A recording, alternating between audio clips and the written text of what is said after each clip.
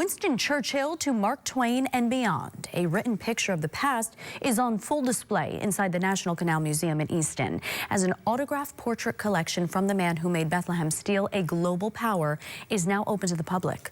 Bo Colt now takes us inside. He says, with kindest regards.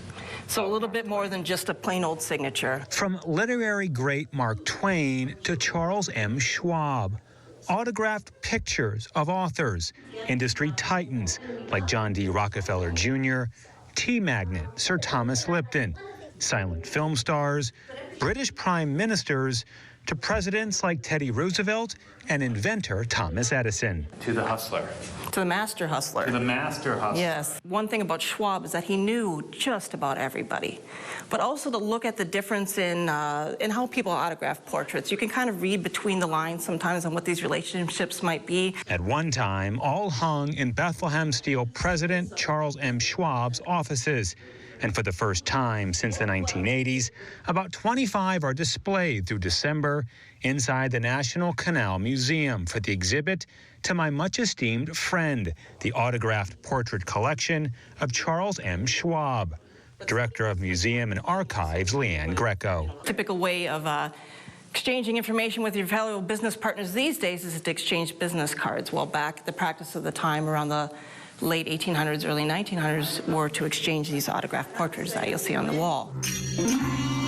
Autographs can be traced back to ancient Roman writer Pliny the Elder.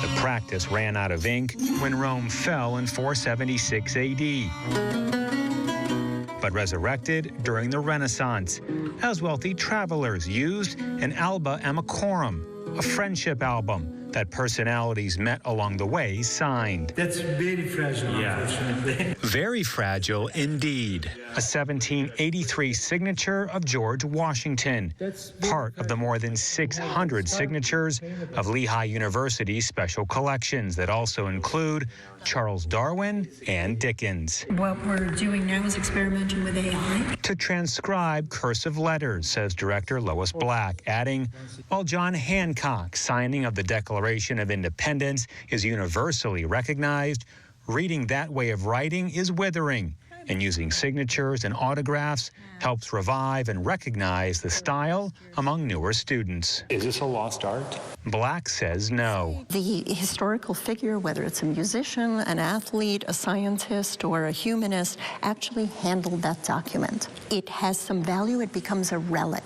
To an industrialist or a viewer, it's certainly a sign of the times. Bo Colt now, 69 News.